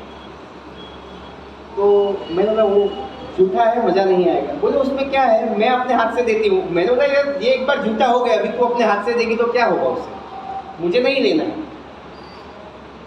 तो बाद में मैं उसके साथ खड़ा रहा। बोले यार तुम्हारी भी मगजमारी बहुत ज़्यादा है। मैं रुक, मैं दिखाता हूँ तुझे। उसके बाद उसको 17.10 दिखाया वहाँ पे सीए कॉन्फ्रेंस में मोबाइल में। मैंने बोला देख, ये जो उच्चिष्टम है वो तमोगुणी फूड है। तमोगुणी फूड खाएंगे तो उससे क्या होगा, उनकी जो वाइब्रेशन है ना, नेगेटिव वाइब्रेशन, वो हमारे भीतर आएंगे। यहाँ पे कोई डिप्रेशन में है, किसी का पत्नी के साथ झगड़ा है, किसी का बिजनेस सही नहीं चल रहा है, किसी का प्रैक्टिस सही नहीं चल रहा है, किसी का और स्त्री के साथ संग है, वो सभी संस्कार हमारे के भीतर भी आएंगे अगर उनका उच्चिष्ट खाएंगे तो। उससे उल्टा अगर किसी वैष्णव का उच्चिष्ट मिलता है तो उसको तुरंत स्वीकार कर लेना चाहिए, जिसमें हमारी श्रद्धा है। क्यों? क्योंकि उच्चिष्ट पाके हमारा आध्यात्मिक उत्थान हो जाएगा। ठीक है, तो प्याज लहसुन इसीलिए नहीं खाना चाहिए। भगवद गीता 17.10 पुति, याद रखिए इसको। आप कहीं पे भी बात करोगे, चर्चा हो रही है, डिस्कशन हो रही है, तो आप सब प्रमाण उसको प्रेजेंट कर पाएंगे। तो इसीलिए प्रभुपाद जी ने ये 4 नियम हमको इंट्रोड्यूस करवाए हैं। कौन से हैं? द्यूतम पानम स्त्रिय सुनम। और ऐसा नहीं है कि सिर्फ नियम पालन करके अधर्म के प्रवेश को रोका है, उन्होंने हमारे भीतर धर्म का उदय हो जाए उसका भी प्रयोजन किया है। कैसे? डेली भगवान के नाम का जप, 16 माला, हरे कृष्णा कृष्णा कृष्णा हरे हरे, हरे राम राम राम हरे हरे। तो भगवान के नाम के जप से अंदर भीतर धर्म का उदय होगा और 4 नियम का पालन करने से अधर्म के प्रवेश को रोकेंगे, तो हमारा आध्यात्मिक उन्नति पॉसिबल होगा। ठीक है, तो यहाँ पे अर्जुन का कंसर्न क्या है कि घर के बड़े जो है, कुल के वडील जो है, वरिष्ठ जो है, उनका नाश होगा, कुल परंपरा रीति रिवाजों का नाश होगा, कुल की जो स्त्रियां हैं वो दूषित होगी, वर्णशंकर का जन्म होगा, वर्णशंकर का जन्म होगा तो पिंड उदक क्रिया जो है उसका लुप्त होगा, पितृ दुखी होंगे, वो दुखी होंगे तो परिवार भी दुखी होगा और इसका जो कारणभूत व्यक्ति है उसका नरक में वास होगा। लेकिन यहाँ पे समझने वाली बात ये है, या भगवान श्री कृष्ण उसको बोल सकते हैं कि अर्जुन तू जो बोल रहा है वो फ्यूचर की बात है ना? तुझे फ्यूचर की चिंता है कि तेरे परिवार में अधर्म का प्रवेश होगा, उसके बाद ये पूरा सर्कल चलेगा, लेकिन अभी नहीं है क्या? तुम्हारे कुल में अभी अधर्म नहीं है क्या? अगर अधर्म नहीं होता तो बड़ी कुरु सभा में तुम्हारे साथ द्युत क्रीड़ा क्यों होती? तुम्हारा धन जो है वो ठग से लूटा क्यों जाता, ठगाई से? द्रौपदी का वस्त्र हरण क्यों होता? उसके साथ दुष्व्यवहार क्यों होता? तुम्हारे परिवार में अधर्म ऑलरेडी प्रवेश कर चुका है, तो तुम्हारी ये जो कंसर्न है ना, ये मिथ्या है, इसका कोई मतलब नहीं है। और आगे जाके भगवान ये भी बताएंगे 4.7 4.8 में, यही अधर्म का नाश करने के लिए मैं आया हूँ। यदा यदा ही धर्मस्य ग्लानिर्भवति भारत अभ्युत्थानम अधर्मस्य तदात्मानं सृजामि हम। अधर्म का नाश करने के लिए और धर्म का उत्थान करने के लिए ही मैं यहाँ पे आया हूँ। तो यहाँ पे धर्म का मतलब क्या है? Social order. भगवान यहाँ पे क्यों आए हैं? सोशल ऑर्डर सेटअप करने के लिए और हमारे लिए भगवत गीता का दिव्य संदेश देने के लिए। तो वैसा ही भगवान का जो प्राकट्य दिन है वो कल है जन्माष्टमी। तो कल के दिन जो है हमें पूरा दिन भगवान को समर्पित होना चाहिए। सुबह मंगला आरती से हम सब यहाँ पे उपस्थित रहेंगे, पूरे दिन हमारी सेवा रहेगी। जो नए यूथ होंगे उनको हम कांटेक्ट करेंगे, प्रसाद वितरण करेंगे। और अगर पॉसिबल है आपके लिए तो निर्जला उपवास रखिए।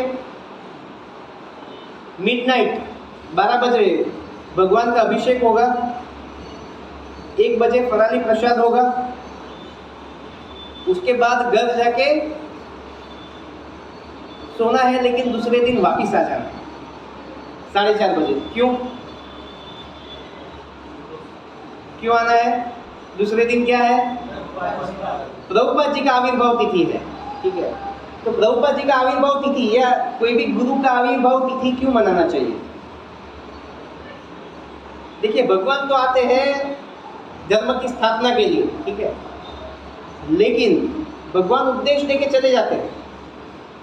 लेकिन भगवान कभी भी किसी भी जीव की इच्छा में हस्तक्षेप नहीं करते। उपद्रष्टा अनुमंता च, वो उपद्रष्टा है, वो साक्षी भाव से देखते हैं आपकी इच्छा को।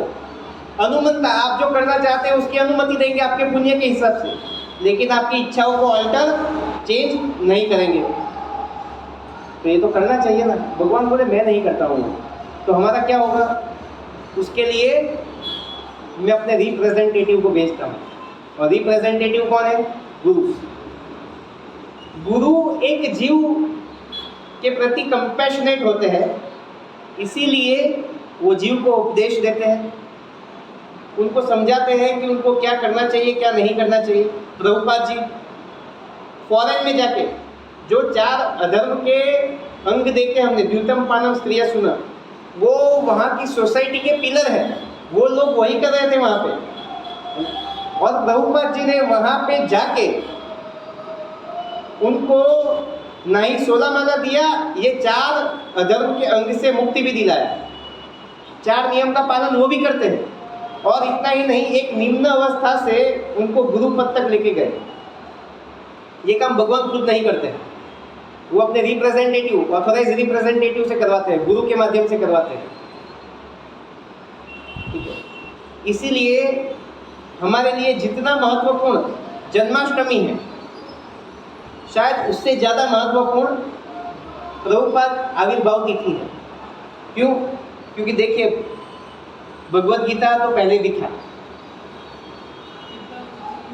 मतलब प्रभुपाद जी का प्राकट्य तिथि, उसमें जन्म नहीं बोलते हैं, क्योंकि जो गुरुजन है उनका आविर्भाव होता है और तिरोभाव दिन होता है।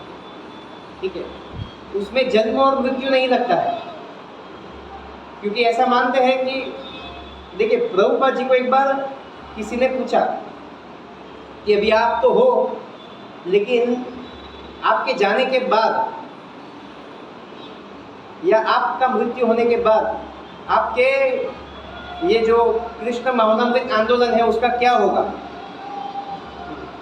तो प्रभुपाद जी ने क्या आंसर दिया पता है? I will never die. तो पीछे सब भक्त बैठे हुए थे, उनके डिसाइपल्स वो बोलने लगे हरि बोल हरि बोल हरि बोल।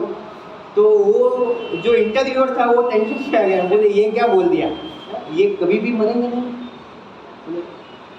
I will always live in my books, मैं हमेशा अपने ग्रंथों में जीवित हूँ।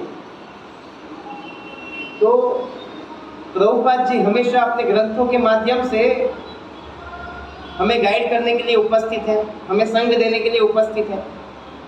और एक जीव जो है भगवान से ज़्यादा गुरु के लिए समर्पित होना चाहिए, ऑथोराइज गुरु।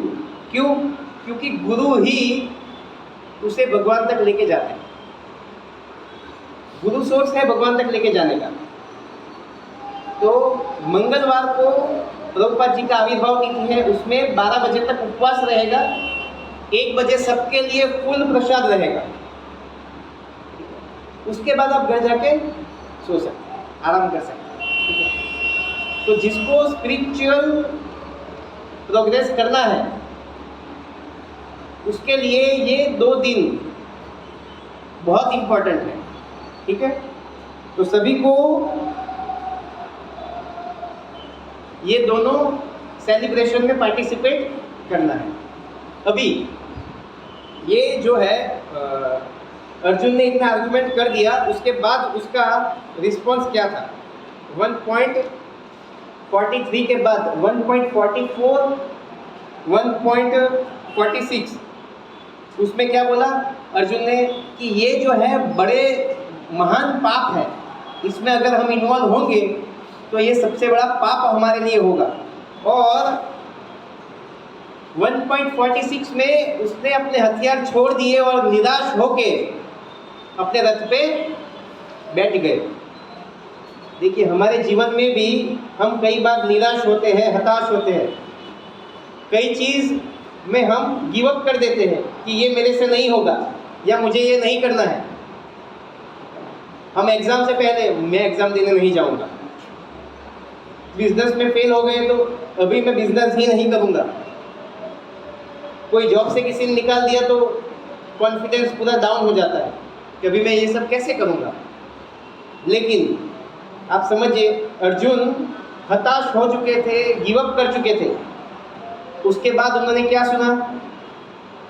भगवत गीता, भगवान श्री कृष्ण का दिव्य उपदेश। उसके बाद उन्होंने क्या बोला?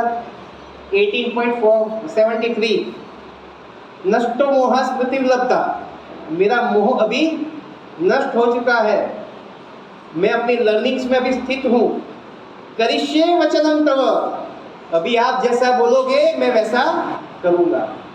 ये हमारे लिए शिक्षा है कि जब भी हम जीवन में हताश हो, निराश हो, हमको समझ में नहीं आता है कि हम क्या करें, तब हमें क्या करना चाहिए? भगवत गीता का आश्रय लेना चाहिए। भगवत गीता का आश्रय लेने से क्या होगा? वही होगा जो अर्जुन के साथ हुआ।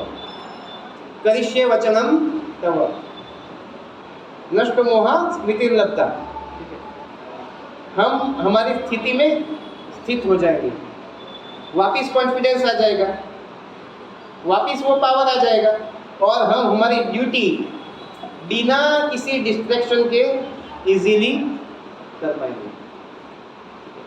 अभी यहाँ पे प्रथम अध्याय का ओवरव्यू समाप्त होता है। एक्चुअली ओवरव्यू नहीं, हमने पूरा अध्याय डिटेल में कवर किया है, ठीक है। अभी आपको क्या लगता है, ये जो है अर्जुन ने इतना सब आर्ग्यूमेंट दिया है, अश्रेयस्कर है, क्या लाभ है, अगर मैं मर जाऊं तो भी ठीक है, इससे मुझे कोई प्रसन्नता नहीं होगी, अगर मुझे 3 लोगों का राज्य मिल जाए तो भी ये पाप देने वाला है। हमको तो पता चलता है ना, ये पूरा चेन दिया कि कैसे नरक लोक की यातना मिलेगी हमको। क्या करेंगे भगवान इसको? क्या करेंगे भगवान? ये सब पॉइंट को चुन चुन के जवाब देंगे, है ना। और यही भगवत गीता का 2nd चैप्टर है।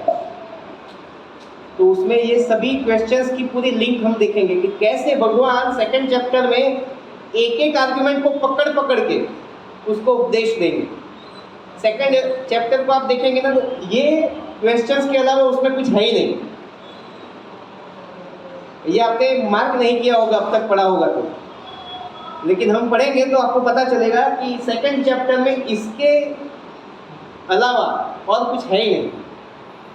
और पूरी भगवत गीता में ये क्वेश्चन आंसर सेशन जो है पॉडकास्ट चलता रहेगा,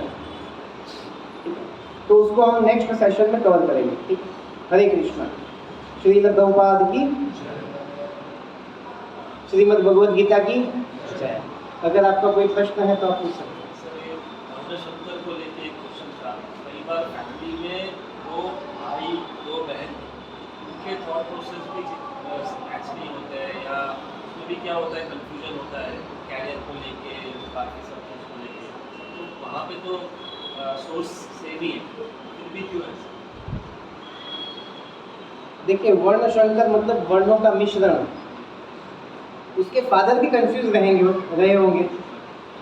फादर के माध्यम से ही तो आएगा लीगेसी।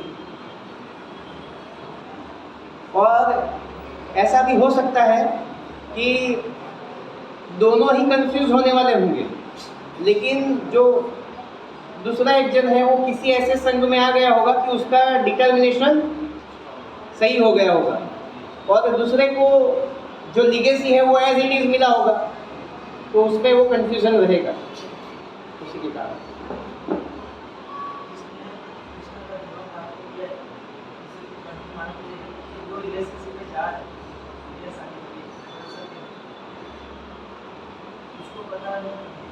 हाँ, वो जिसने भक्ति में प्रवेश कर चुके हैं, वो सनातन धर्म का पालन करते हैं, कंठी भी पहनते हैं, लेकिन अवैध स्त्री संघ में जाते हैं, तो वो क्या है, वो पतन होगा, उसका पतन होगा। लेकिन पतन होने के बाद भी, समझिए आप, पतन होने के बाद भी कृष्ण उसका साथ कभी नहीं छोड़ेंगे। अजामिल 90 इयर्स की एज में भी उसके स्मरण में नारायण को लेके आए हो। हमें ये करना नहीं है वॉल्यूंटरी कि ठीक है अभी तो क्या है, एक बार नाम जप कर लिया, अभी तो कृष्ण हमारे साथ सदा रहेंगे, तो करो कुछ भी, ऐसा नहीं। और भगवान ये भी गारंटी लेते हैं 9.31 में, कौनते पति जाने नमे भक्तिया प्रणश्यति। कई बार ऐसा होता है कि भक्त जो है अपने पुराने संस्कार के वशीभूत होके ऐसी गलतियां कर बैठते हैं। करना नहीं है लेकिन हो जाता है। वो आएगा तीसरे अध्याय में कि मुझे कुछ नहीं करना है फिर भी हो जाता है, ऐसा क्यों होता है? तो ऐसा होता है। तो अगर ये आकस्मिक पतन हुआ है तो ठीक है, जो हो गया उसको छोड़ के वापिस आ जाए और इंश्योर करे कि आगे ना हो, भक्ति का स्तर बढ़ाए, भक्तों का संग बढ़ाए। लेकिन उसमें भगवान गारंटी लेते हैं, कौनते प्रति जाने नमे भक्तिया प्रणश्यति 9.31, कि मेरे भक्त का कभी नाश नहीं होता है, मैं उसका प्रोटेक्शन करता हूँ। लेकिन अगर कोई व्यक्ति जानबूझ के ये पाप में पड़ता है तो उसको नाम अपराध लगेगा। सुबह आते हैं तो उसमें आता है ना, नाम के बल पे पाप करना। मंगला आरती में आए हैं आप, उसमें तुलसी आरती कंप्लीट होने के बाद 10 अपराधों का रिसाइटेशन होता है, तो उसमें बोलते हैं कि नाम के बल पे पाप करना। तो अगर नाम के बल पे पाप करेगा तो नाम अपराध लगेगा, उसको उसका फल भुगतना पड़ेगा।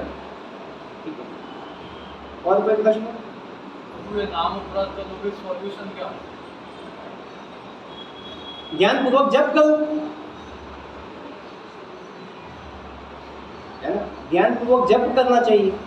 नाम अपराध का सॉल्यूशन यही है, ये ऐसा है, इसको रूप गोस्वामी ऐसे उदाहरण देते हैं कि जैसे किसी को जॉइंटिस हुआ है तो उसका मुंह जो है वो कड़वा हो जाता है, तो अगर वो शुगर केन खाएगा तो उसको कैसा लगेगा, वो कड़वा। लेकिन जॉइंटिस का उपचार क्या है, शुगर केन, तो वो खाता रहेगा, तो उससे क्या होगा, उसका इलाज हो जाएगा। उसके बाद फाइनली उसको शुगर केन मीठा लगेगा। तो नाम अपराध से बचने का सरलतम उपाय है ध्यान पूर्वक जप करना, भक्तों का संग करना, और नाम के बारे में, भगवान की लीलाओं के बारे में, भगवद गीता के उपदेश के बारे में ज़्यादा से ज़्यादा श्रवण करना, ज़्यादा से ज़्यादा कीर्तन करना, और ज़्यादा से ज़्यादा स्मरण करना। श्रवण, कीर्तन, स्मरण, यही सॉल्यूशन है, और कोई सॉल्यूशन नहीं। ठीक है,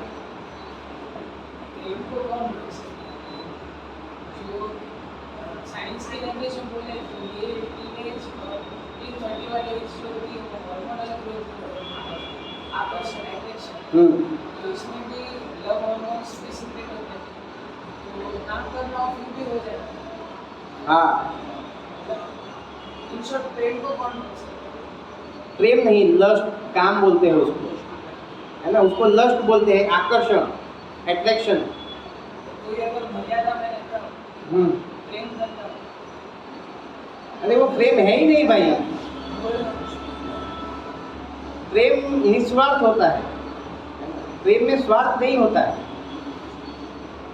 प्रेम निस्वार्थ होता है। प्रेम में कभी भी आपका स्वार्थ नहीं होता है। कभी आपका कोई ऐसा प्रेम है जिसमें स्वार्थ ना हो? सब में स्वार्थ है ना। लस्ट आता है, फिजिकल एंजॉयमेंट का मन में ख्याल आता है, नहीं आता है? आता है ना। तो फिर वो वहाँ कहाँ प्रेम हो गया बताओ? वो तो काम है ना। ये क्या है? ये गार्बिंग है, लस्ट का गार्बिंग है, ऐसा कवर अप करके आने का। वो मेकअप करने वाला है ये काम। अभी किसी को बोलेंगे कि भाई मुझे तेरे साथ ये करना है, तो कैसा लगेगा? ऐसा नहीं, मैं तुमसे बहुत प्रेम करता हूँ। प्रेम शब्द को यूज करके हम क्या करेंगे? हमारी इच्छाओं को पूर्ति करेंगे, सेंसेस को ग्रेटिफाई करेंगे। तो कोई क्वेश्चन ये है आपका, अच्छा सवाल है कि ये एज में अट्रैक्शन जो है वो नेचुरल है, उसको कैसे रोके? देखिए, आप रास्ते से जा रहे हैं और आपको एक लड़की दिख गई, उसके ऊपर दृष्टि चली गई हमारी, दिखने में अच्छी है, तो अभी दृष्टि तो जाएगी, रास्ते पे चलेंगे तो किसी की भी जाएगी कहीं पे भी, तो वो नेचुरल है, नेचुरल है। दृष्टि जाएगी, क्या आंख बंद करके थोड़ी चलने वाले हो, रास्ते पे जाएगी दृष्टि, है ना। और आपको कहाँ पे पता है कि कहाँ से कौन निकलने वाला है? दृष्टि जाएगी, लेकिन उसके बारे में बार बार चिंतन करना, बार बार सोचना और मन में ही मन में उसके साथ कुछ ना कुछ कर देना, वो आपके वश में है। वो आपकी चॉइस की बात है कि आप उसके ऊपर चिंतन करो या ना करो। अभी देखो, ये कोलकाता में जो केस हुआ है उसके बारे में लोग बातें करते हैं कि ये गलत हुआ, ये गलत हुआ, ये गलत हुआ। अभी मुझे ये बताओ, जो विरोध करते हैं वैसे लोगों को यहाँ पे बिठाएंगे और उनको एक बार पूछेंगे, वो मशीन रख के, वो कौन सा मशीन आता है जिसमें पता चल जाता है कि सही गलत? सॉरी, हाँ, लाइट डिटेक्टर। वो मशीन लगा देंगे और उनको बिठाएंगे और उनको पूछेंगे कि क्या आपने मन में कभी किसी के साथ ऐसा किया है? अगर वो नो बोलेंगे ना तो सब में पौ पौ पौ पौ बजेगा। एक ने फिजिकली कर दिया, आपने मन में तो किया ही है भाई, क्या बात करते हो? और उसका कारण क्या है? ये अधर्म। द्यूतम पानम स्त्रिय सुनम, पशु जैसा खाना खाएंगे, पशु को खाएंगे तो पशु बुद्धि ही आएगा, और सामने वाला रिस्पांस नहीं देगा तो आप बाद में उसके ऊपर वाइल्ड हो जाओगे। ठीक है कि नहीं है? तो ये सब ढोंग है, और अगर ये इसको इरेडिकेट करना है समाज से, ये दूषण को निकालना है, तो अध्यात्म के अलावा और कोई ऑप्शन नहीं है। अध्यात्म के अलावा और कोई ऑप्शन नहीं है। आपको कंपलसरी ये 4 नियम का पालन करना पड़ेगा अगर इस फील्ड में आगे बढ़ना है। भगवान के पवित्र नामों का जप कीर्तन करना पड़ेगा, तभी इसका सॉल्यूशन है। इसके अलावा और कोई सॉल्यूशन नहीं है। उसके अलावा आप कितने भी कैंडल मार्च निकाल लो, कितने भी लोगों को फांसी दे दो, है ना, आप मन नहीं बदल सकते। जैसे ही किसी को अपॉर्चुनिटी मिलेगा वो करेगा। तो किसी ने मुझे पूछा था कि ये कैसा हो रहा है, गलत है ना? तो देखो, गलत तो है, लेकिन जिसने नहीं किया है ना वो कोई सही नहीं है, बस उसको अपॉर्चुनिटी नहीं मिला है। अपॉर्चुनिटी मिलेगा तो वो भी करेगा, क्योंकि मन में तो वो रोज करता है। ये सुनने में थोड़ा अजीब लगता है, लेकिन बात तो सही है, हम सब अपने आप को जानते हैं, अपने मन को जानते हैं, जानते हैं नहीं जानते हैं? हम मन में कितनी बार गलत कार्य कर बैठते हैं। मन किससे बना है? जैसा अन्न वैसा मन। सुधारो इसको, मन सुधरेगा धीरे धीरे। तो टीन एज में अगर आपको इससे बचना है तो आपको धर्म का पालन करना पड़ेगा। ऐसा नहीं है कि टीन एज में ये हो ही जाता है। हमारे यहाँ पे गुरुकुल व्यवस्था थी, तब सब ब्रह्मचर्य का पालन करते ही थे, चारों वेदों को कंठस्थ करते थे नहीं करते थे। लेकिन अभी रजोगुणी तमोगुणी वातावरण में ये थोड़ा डिफिकल्ट है, मानता हूँ, क्योंकि बाहर जाएंगे तो वही दिखेगा। तो आपको प्रभुपाद जी के ग्रंथ को नित्य पढ़ना चाहिए, 4 नियमों का दृढ़तापूर्वक पालन करना चाहिए और भगवान के पवित्र नामों का जप करना चाहिए। हरे कृष्णा कृष्णा कृष्णा हरे हरे, हरे राम राम राम हरे हरे। यही आपका रक्षण करेगा, यही सॉल्यूशन है, न अन्यत परतरम उपाय। इससे अलावा और कोई उपाय नहीं।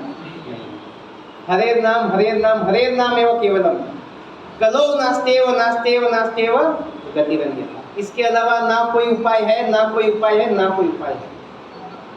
हरि नाम, सिर्फ यही एकमात्र उपाय।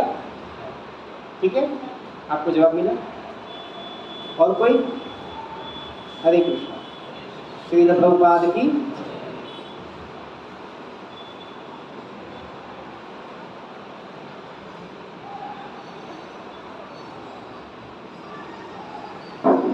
हरे कृष्णा कृष्णा कृष्णा हरे हरे, हरे राम राम राम हरे हरे। तो धन्यवाद मयूरवादी प्रभु का। भगवद गीता के पहले अध्याय से हमको श्लोक की तरह से समझा रहे हैं और थोड़ी सूचनाएं हैं, तो थोड़ी देर बैठिएगा।